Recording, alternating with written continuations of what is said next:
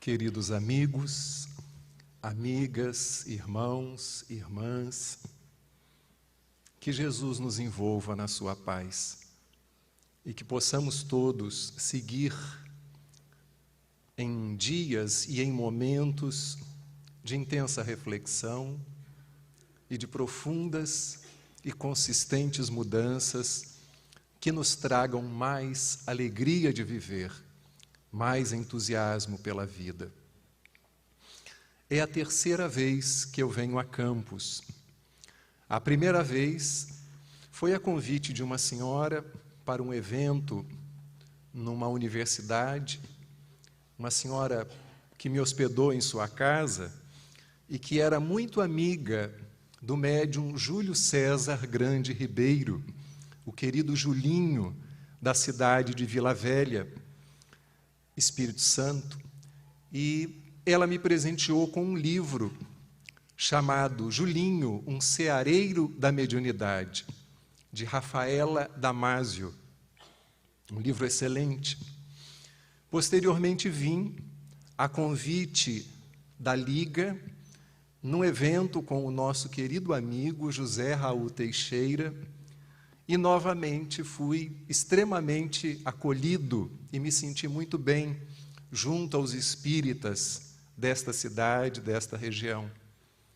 E agora, por terceira vez, atendendo ao convite dos realizadores deste congresso, e agradeço a possibilidade de estarmos aqui juntos, repartindo conhecimentos, informações e nos confraternizando também.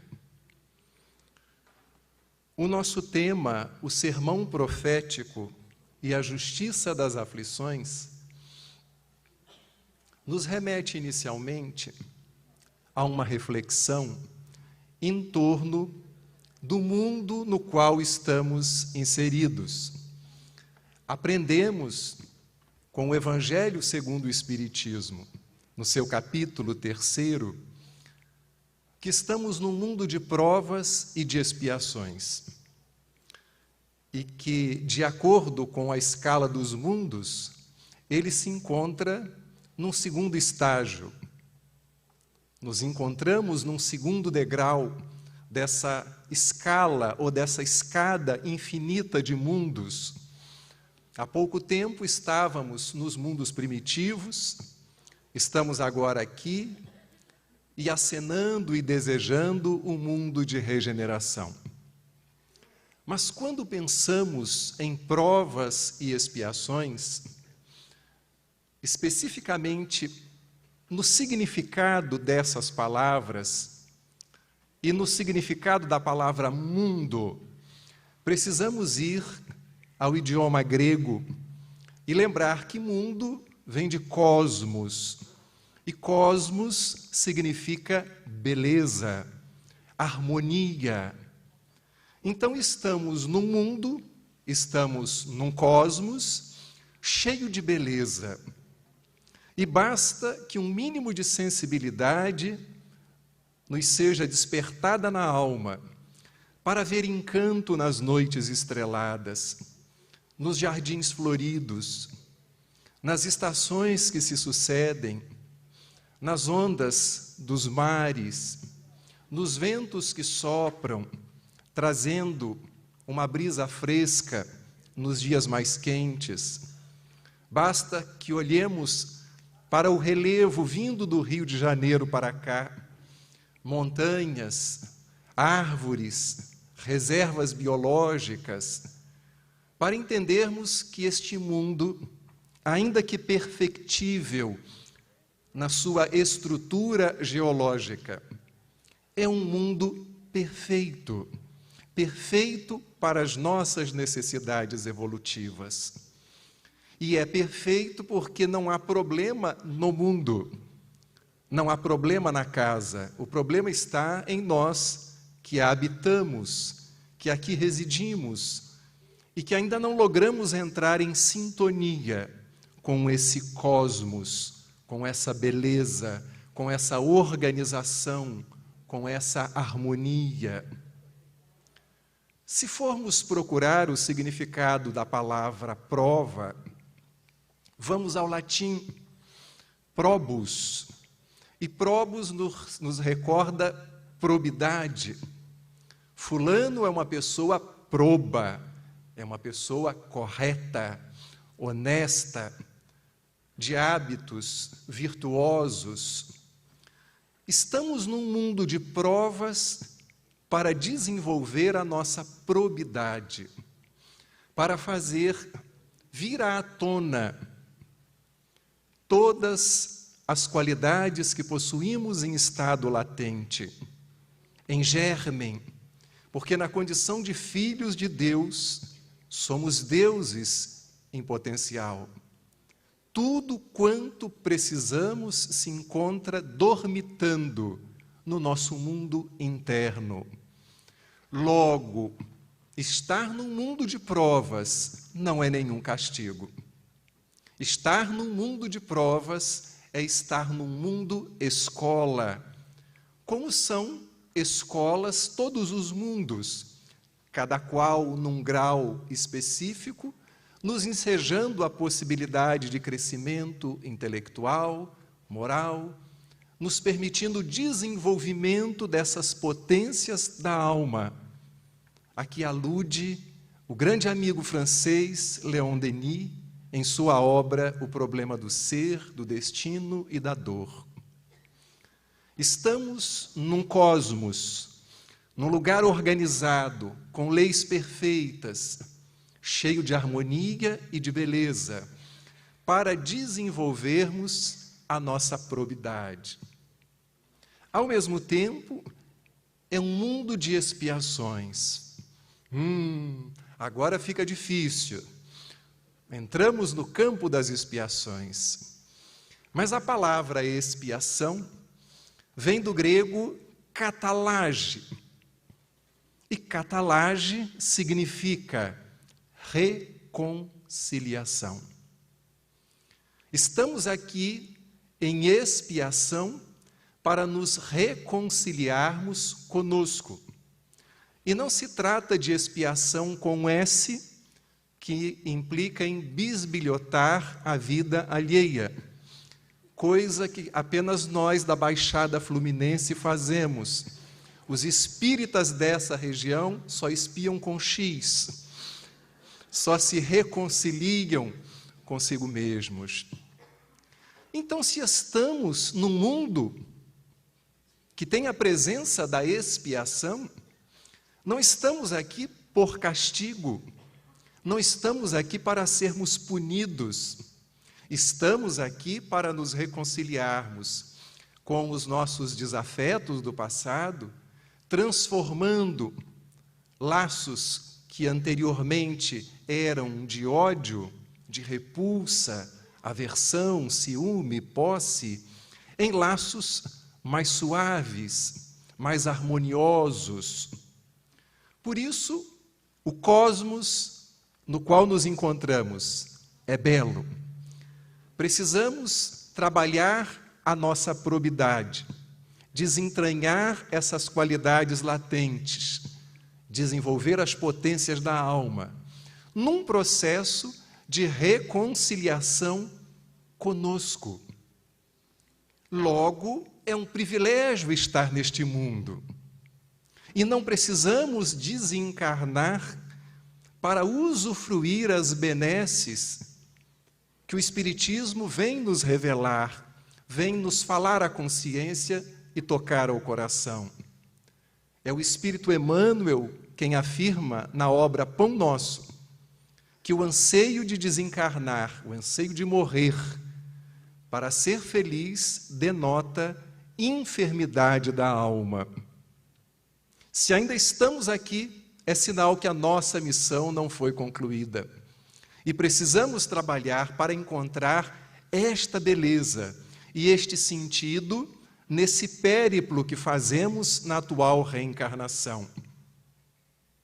Diz o Espírito Emmanuel, no prefácio desse belíssimo romance, Renúncia, que para o Espírito Alcione, que já não mais habitava o nosso planeta e que aqui retornou em missão, junto àqueles afetos mais caros, que para ela, que já visualizou e já vive em outras esferas, voltar a reencarnar na Terra é um privilégio. E é um privilégio não contrariando o que nos diz o Livro dos Espíritos, porque quem comanda essa morada é um ser muito especial. Então nós fomos convidados a habitar esse cosmos pelo dono da casa.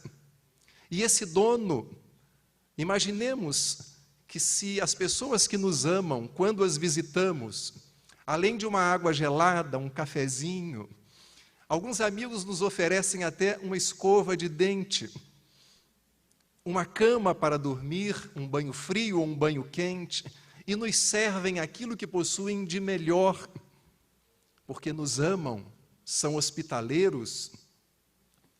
O que nos oferece o dono desta casa? O melhor do seu coração.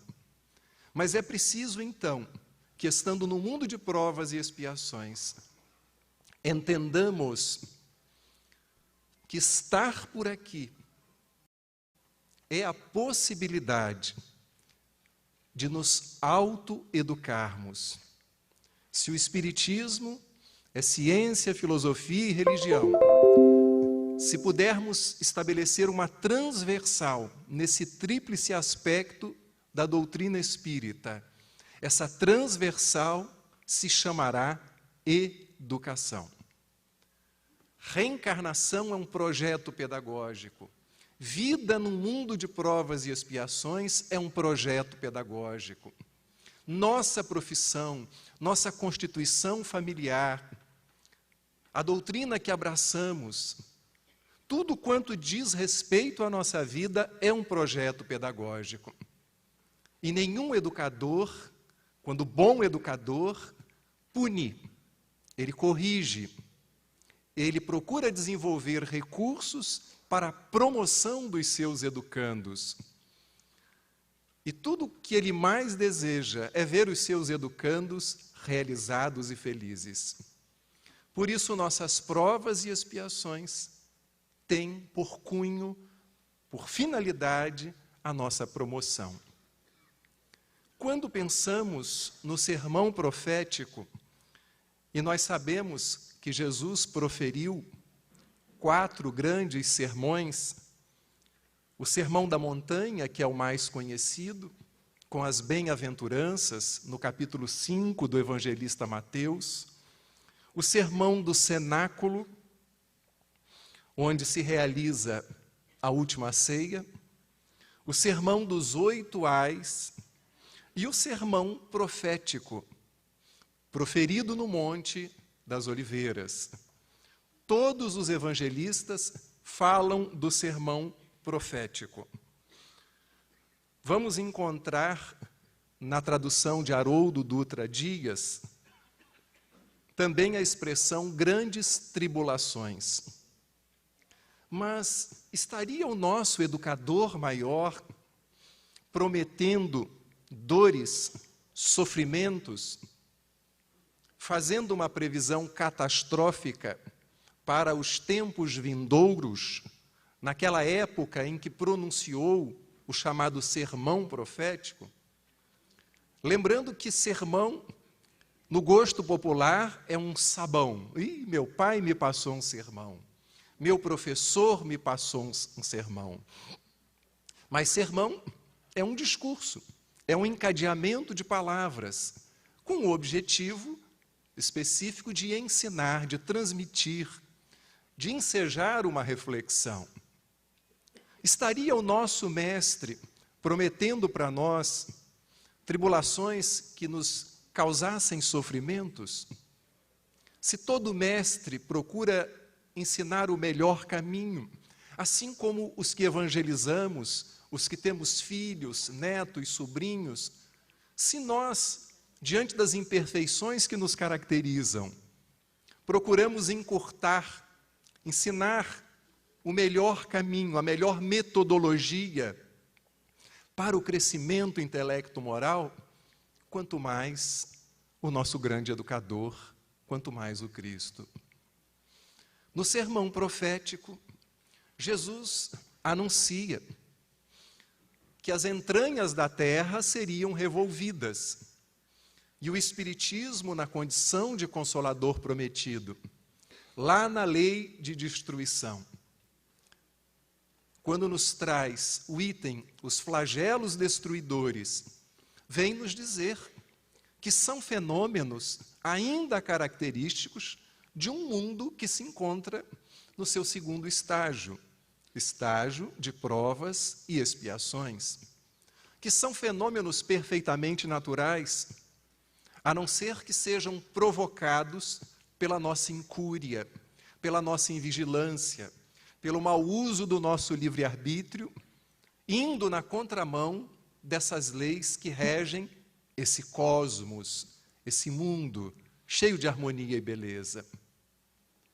Ao mesmo tempo que Jesus anuncia algo neste sentido, e tudo dentro perfeitamente das leis naturais, ele nos fala de uma série de fenômenos sociais que sempre aconteceram.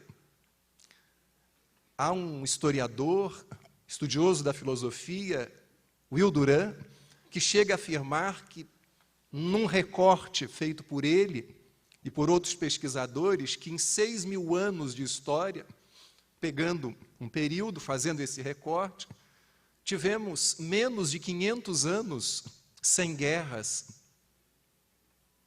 sem atritos entre povos, entre tribos.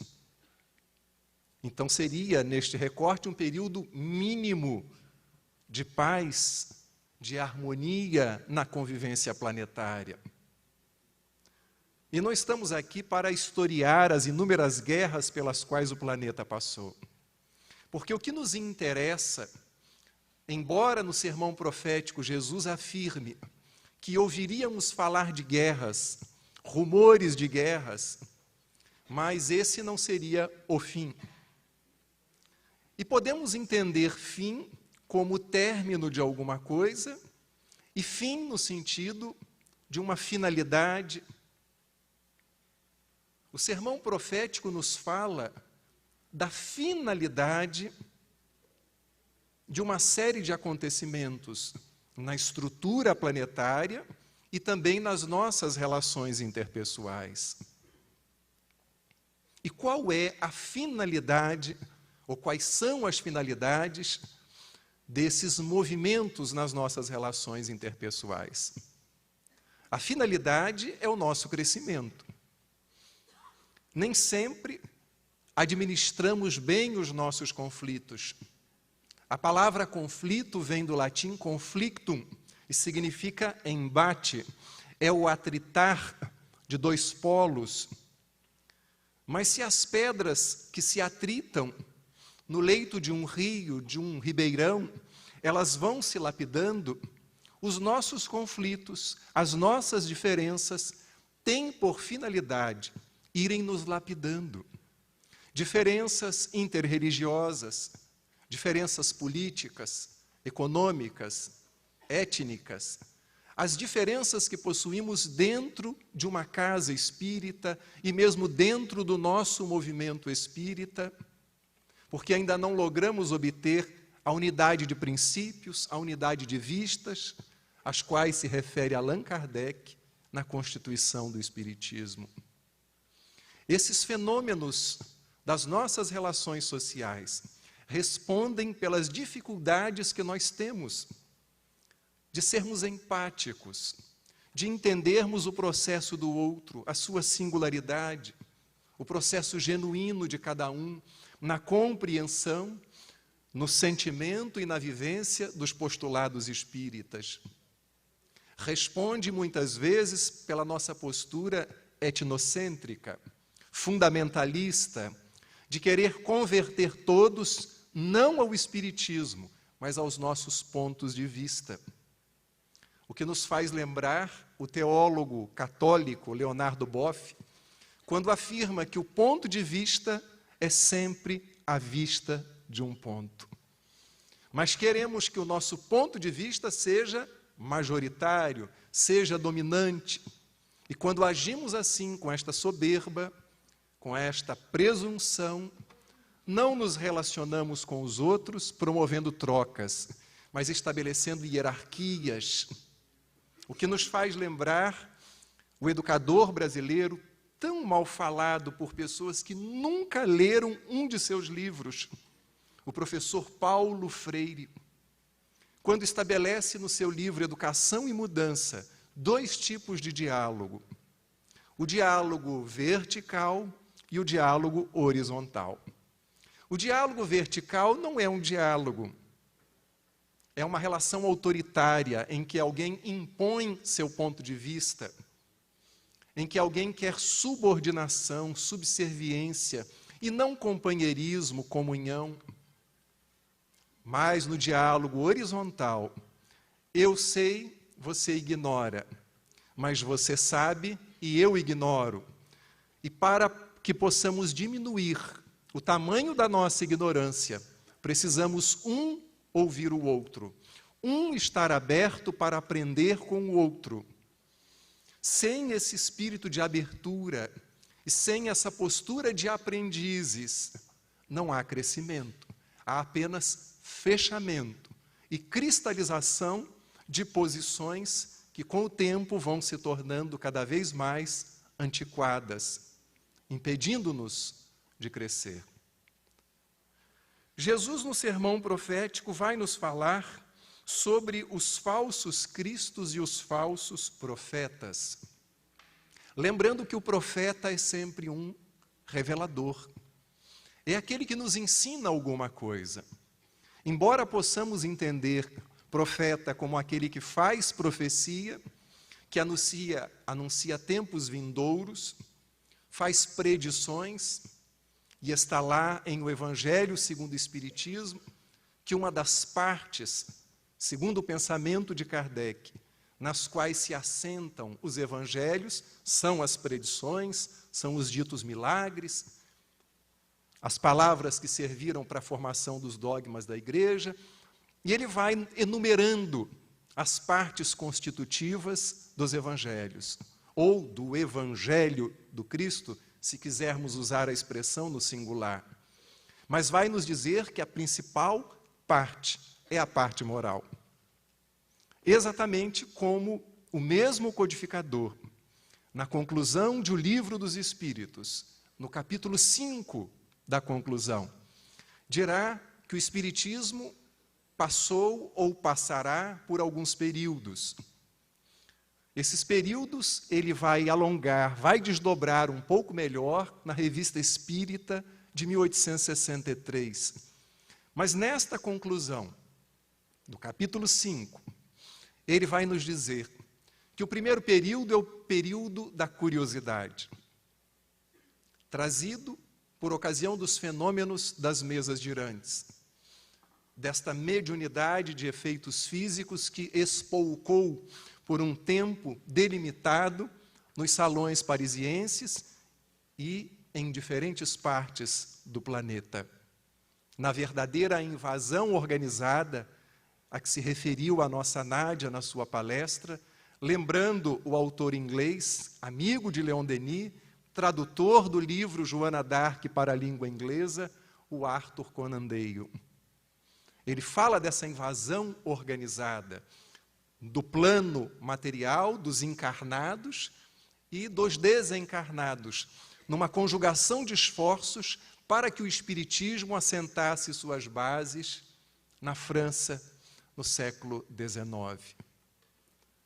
Então nós vamos perceber, pelas palavras de Allan Kardec, que esse período passou, que um segundo período, que seria o período dos fenômenos, ou os fenômenos e logo em seguida a curiosidade, mas também passaria. E chegaríamos num terceiro estágio, o mais importante, o estágio do nosso desenvolvimento moral. Como diferenciarmos os falsos cristos, os falsos profetas, daqueles que nos trazem uma mensagem que seja verdadeira? E aí nós nos recordamos de 2 critérios. Um deles já se encontra exarado pelo codificador no Evangelho segundo o Espiritismo. O controle universal dos ensinos. Que outro médium nos há dito, através da sua mediunidade, pela psicofonia, pela psicografia, pela clarividência, que esta informação tem procedência? Quem mais nos afirma o mesmo no campo das teorias, das revelações? Esse é o critério mor para a elaboração da estrutura da doutrina espírita. Então, sempre que lermos uma obra de encarnado ou de desencarnado, precisamos passar pelo crivo da universalidade dos ensinos. E o outro critério, o próprio Cristo já nos legou, dizendo-nos que nós podemos conhecer uma árvore através dos seus frutos. Que vida leva essa pessoa? Como vive e convive no seu seio familiar? Como ela procede na casa e no movimento espírita? Que tipo de profissional tem sido essa criatura? E aí nós vamos identificar os caracteres, a probidade ou não desse companheiro ou dessa companheira. Então não é muito difícil fazer essa distinção. Mas o grande problema é quando nós nos tornamos um falso profeta. E saímos por aí enunciando verdades que ainda não são verdades, ou são verdades provisórias, que ainda não ganharam um estatuto de cientificidade, ainda não foram passadas pelo crivo da universalidade dos ensinos. Nádia lembrava em sua conferência de como estamos formando uma mentalidade baseada apenas em palestras. E nós temos a codificação à nossa disposição. Nos lembramos que Ivone Pereira não passava um ano sem estudar a codificação. E de acordo com seu amigo pessoal, Afonso Soares, quando ele resolve somar o número de páginas do chamado Pentateuco e dividir pelo número de dias de um ano, chega-se a uma dízima periódica, um número aproximado de 6, e ele conclui que se nós começarmos a ler o Livro dos Espíritos no dia 1º de janeiro, lendo apenas 6 páginas ou 3 folhas, concluiremos a leitura de A Gênese ao finalzinho de dezembro. E poderemos continuar assistindo novelas, o futebol, os filmes, indo à praia, participando dos churrascos, das festinhas, dormindo para os que gostam de dormir muito ou para os que dormem pouco, perfeitamente, estudando o Espiritismo, para irmos distinguindo os falsos cristos da verdadeira mensagem do Cristo, irmos percebendo, dentro daquela categorização que Kardec nos traz, no Livro dos Médiuns, no capítulo 3 do Método, que tipo de espírita é essa pessoa? Ou melhor, que tipo de espírita eu tenho sido? Um espírita exaltado, um espírita fenomênico, um espírita proselitista, um espírita imperfeito ou um espírita cristão, que não é aquele que está pronto, que não tem falha nenhuma, é aquele que se esforça, conforme o capítulo 17 de O Evangelho segundo o Espiritismo, sede perfeitos, vem nos ensinar. Então, Jesus nos afirma que existiriam falsos cristos e falsos profetas. E se, por um lado, estamos muito atentos, ou parcialmente atentos, relativamente atentos, ao que ocorre na grande mídia ou nas grandes mídias, precisamos também estar atentos ao que ocorre na intimidade das nossas casas espíritas, na intimidade da nossa própria alma. Jesus também nos fala que nações se levantarão contra nações e reinos contra reinos. que haverá fome, terremotos, e será o começo das dores do parto. Todo parto, quando bem conduzido, enseja o quê? Nascimento. Então, se tudo isso que ocorre nesse cosmos, nesse mundo de provas e expiações, tem uma finalidade educativa, porque quem o governa é um espírito educado, que já realizou o seu processo ensino-aprendizagem, esse espírito educado, diante de nós, que ainda somos educandos, estamos em vias de, estamos num contínuo, num processo de realização da nossa aprendizagem, nesta sala de aula magnífica que é o planeta Terra, naturalmente, o que esse espírito deseja é que possamos parir um homem novo, um ser humano renovado. Mas não lograremos fazer isso apenas combatendo imperfeições. Porque combater imperfeição não significa desenvolver perfeição. Não significa fazer aflorar perfectibilidades. Se ficarmos nos martirizando, dando soco em nós mesmos, corremos o risco de entrar num processo neurótico. O foco é nas virtudes, o foco é na luz, o foco é naquilo que dá certo. Jesus não disse que seríamos o sal da terra. Ele disse, vós sois. Foi taxativo. Ele não disse que seríamos a luz do mundo. Ele foi peremptório. Vós sois a luz do mundo. Ele não disse, um dia, faça brilhar a vossa luz. Ele disse, no presente, do indicativo, brilhe a vossa luz. É agora. Podeis fazer tudo o que eu faço e muito mais. Mas nós acreditamos nisso?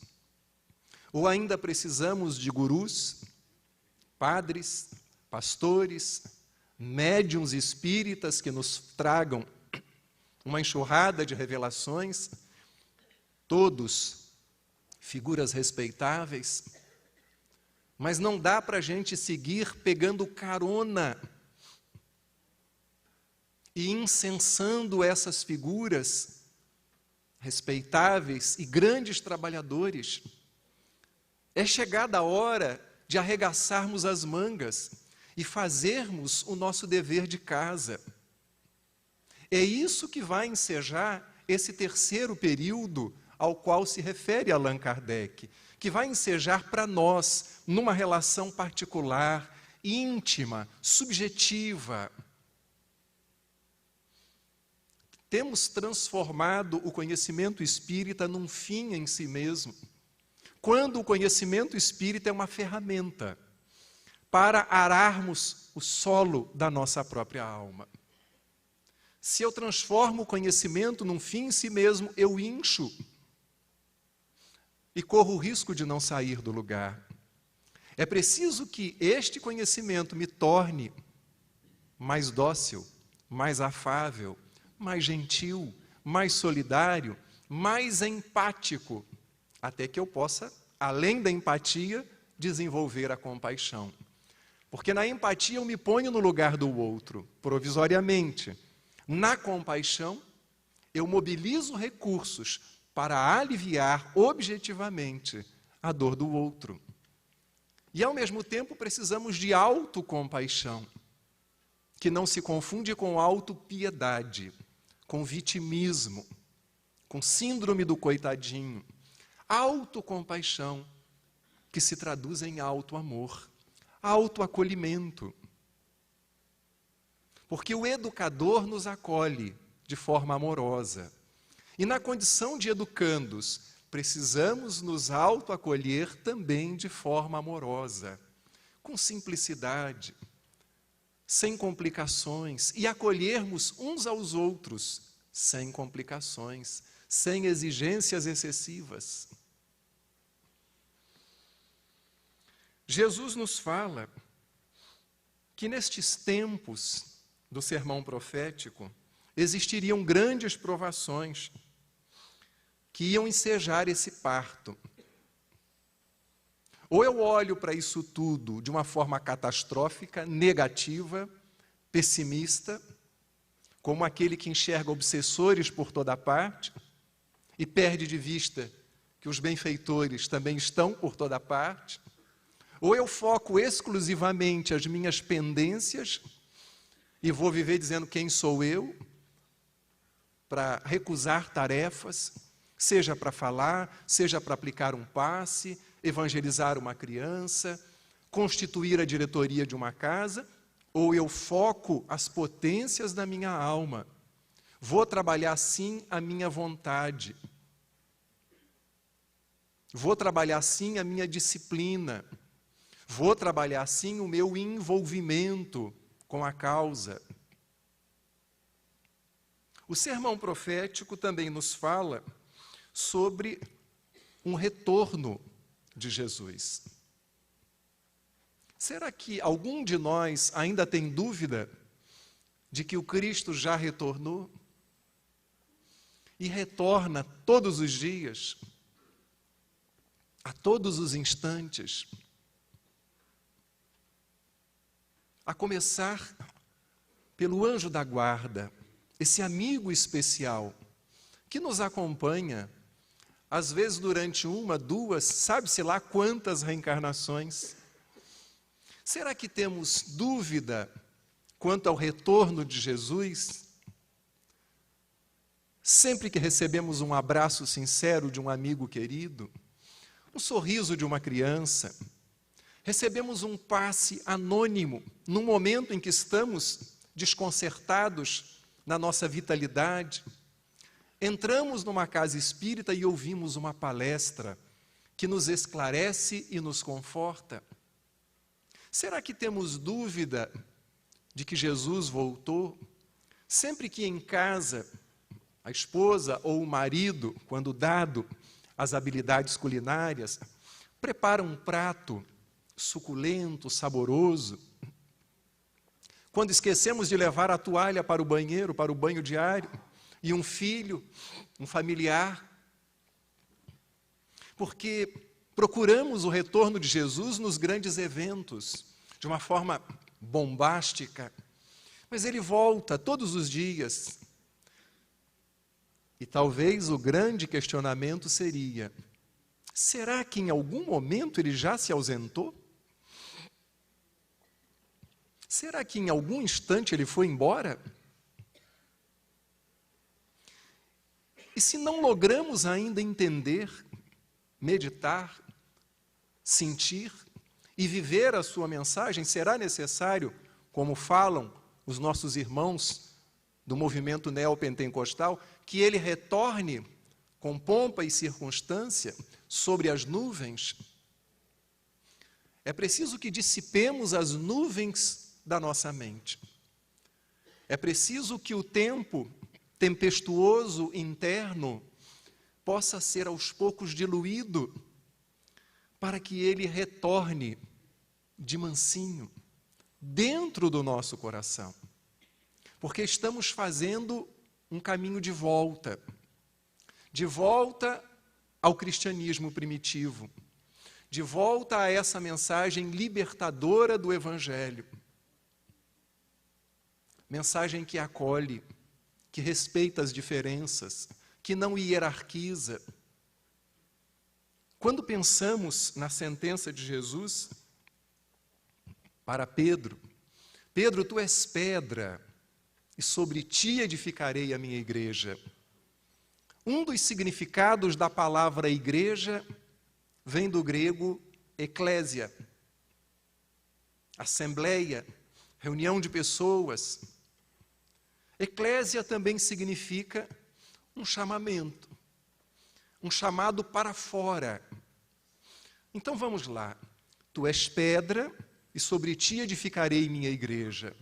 sobre ti edificarei o meu chamado para fora. Para fora de quê? Para fora do nosso comodismo, para fora do nosso negativismo, da nossa zona de conforto, para fora do nosso egoísmo. Em busca de quê? Do outro, sim, mas em busca de nós mesmos. Esse templo interno que cada um de nós precisa ser cultivado com carinho, com um pouco mais de silêncio, porque todo mundo quer falar o tempo inteiro. Não silenciamos, não entramos para dentro do nosso quarto interno, a fim de ouvir a consciência, a fim de ouvir a voz da espiritualidade amiga, a fim de ouvir e entendermos melhor o chamado do Cristo. Silêncio. Silêncio que não significa ter a boca fechada, significa a abertura interna para aprender, para ler os sinais divinos que estão por toda parte, para nos reconhecer como individualidades divinas, obras-primas da criação. Porque fazemos muita questão de falar do carnê que a gente paga, da prestação de várias reencarnações. Parece que o nosso carnê, ele é maior do que o das Casas Bahia, do Ponto Frio. Nunca termina. E não é o amor que cobre a multidão de pecados? Costumo dizer que enquanto nós procuramos no meio das qualidades dos nossos irmãos as imperfeições, os bons espíritos procuram, no meio das nossas imperfeições, as nossas qualidades.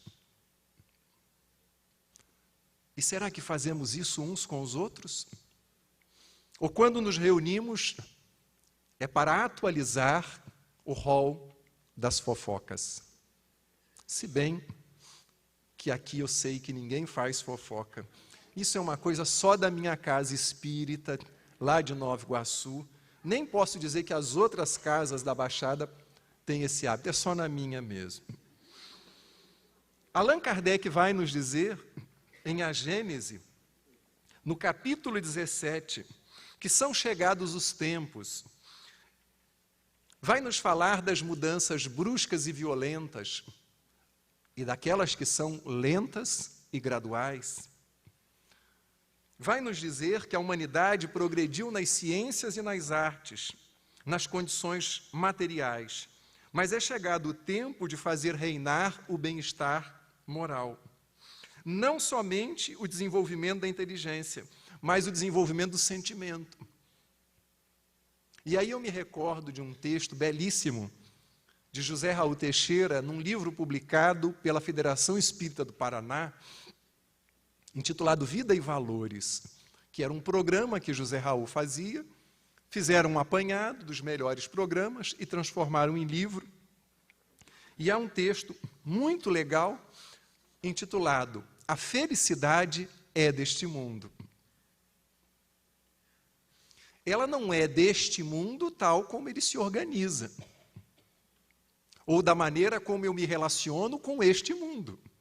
Mas a partir do momento que eu mudo o meu mundo interno e entro num processo de catalagem, de reconciliação comigo mesmo, eu estou em franco processo de regeneração. Logo, eu sou capaz de usufruir de uma felicidade que naquele tipo de relação comigo mesmo, eu era incapaz de usufruir. Tudo depende da mudança do olhar, da mudança da lente. Mudando a maneira de pensar, vamos mudando a maneira de sentir e, consequentemente, o modo de agir. Então, é perfeitamente possível dizer que somos felizes, sim, embora não perfeitos, perfectíveis, pelo café da manhã que usufruímos hoje, por este momento maravilhoso que os músicos nos propiciam, que os tradutores de Libras que estão ali nos ensejam, por esses voluntários deste congresso, pela cama macia ou ortopédica na qual dormimos, pelos médicos que nos assistem. Somos felizes. Mas podemos ter momentos de infelicidade? Perfeitamente. Então, o sermão profético é o anunciar de um novo tempo, de uma nova era. Uma era de progresso moral. Porque é somente este progresso que pode assegurar uma felicidade duradoura para nós.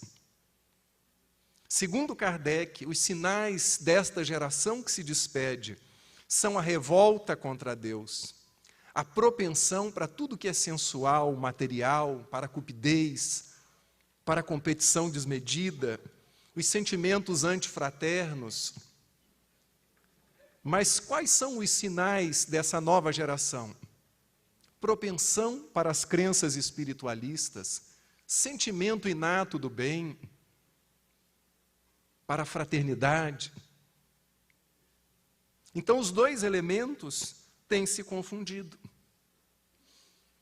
Logo, não é uma promessa o sermão profético de cataclismas, porque a data limite, nós temos que pensar na data limite da nossa transformação, na data limite da mudança do nosso olhar, do desenvolvimento de sentimentos mais fraternos, de mais empatia e de mais compaixão. Porque o reino dos céus não vem com aparência externa. É um mergulho para dentro de nós mesmos. Conforme escreveu Lucas, o reino dos céus está dentro do próprio homem. É preciso que esse mergulho interno tenha como movimento simultâneo ou consecutivo uma saída, eclésia, um chamado para fora, para irmos ao encontro do outro, levando o que temos de melhor. Porque todos nós, indistintamente, somos profundamente amados pelo Cristo. Todos, sem exceção nenhuma. É caminhando deste modo que nós vamos ao encontro de um jugo mais leve, de um jugo mais suave, de um fardo mais leve. Esse é o caminho da porta estreita, que muita gente teceu e configurou como um processo de muita dor, de muito sofrimento, como se tudo isso tivesse como sinônimo um masoquismo. Somos filhos da luz. Façamos o nosso processo de gestação para que possamos parir um novo modo de ser, de forma gradativa, sem neuras, sem tantas culpas, com mais leveza, como anunciou o poeta da Baixada Fluminense, da cidade de Mesquita, o nosso querido amigo João Prado. Todo mundo tem reserva de coragem lá no fundo. Corre, busca a Deus depressa, é a reserva deste mundo. Oi, você que anda triste, cansado da vida, e que acha cumprida esta vida sem graça. Oi, você que não passa da imagem sofrida, tendo de sobra para dar tanta raça. Oi, você que chora e lamenta o amor que foi embora e se gasta no fundo da vida. Oi, você que caminha na larga avenida, alheio ao progresso do mundo gigante. Oi, você que nesse instante procura a mesa de um bar ou veneno fatal.